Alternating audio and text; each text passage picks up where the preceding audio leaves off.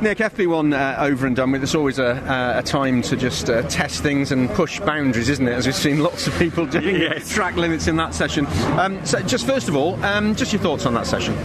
Yeah, it's it's for me always. It's wow, I'm back in a touring car. Isn't this an interesting thing to drive?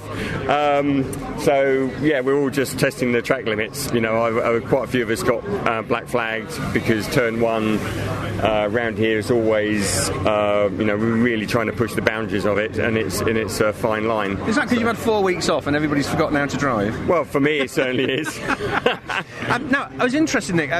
John, just before Donington Park, you posted an incredibly interesting social media post about the launch of the car and the process you have to go to. Yeah. Just remind me, talk me through that. Oh my God! Yeah, I mean, it was like until I wrote it down, I didn't even realise how many steps there are in it. So it's the reality is you come up to the line, first gear, obviously. And what most people in the car would think what we do is literally put the clutch down, give it lots of revs, drop the clutch and off you go. But the reality is we've got lots of buttons to press as well. So we've got a line lock that holds it on the brake.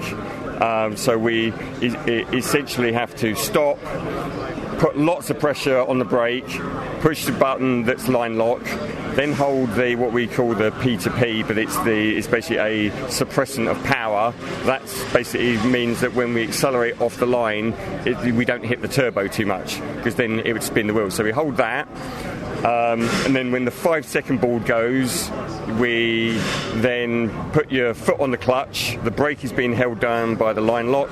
You give it max revs at that point, and then when the lights go, this is the next bit of the sequence is lights go out, and we literally have to release one button.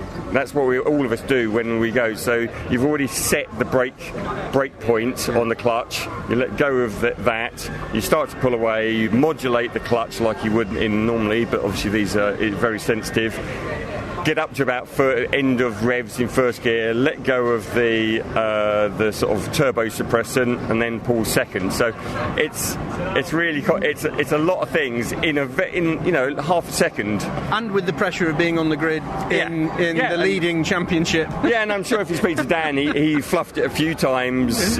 First time out, because it is a lot of pressure. So, wow. But it needs to become muscle memory, because then you do things quicker, don't you? When you don't actually when you have to go, it's like Dan was like, I pressed that one instead of that one, and it's like when you're under pressure, you start pressing the buttons the wrong way round. Absolutely. Well, let's hope everybody who listens to that and read your social media post, Nick, now has a little bit more respect about the start. Yeah, I mean, what people have got to realise is there's a lot goes on inside the car. Yeah. It's not. Hopefully I'll write a few more posts, because even the hybrid is a lot of things to pay attention to during the lap. Yeah. We have a lot of lights on the screen telling us what to do while we should be focusing, trying to go around a corner.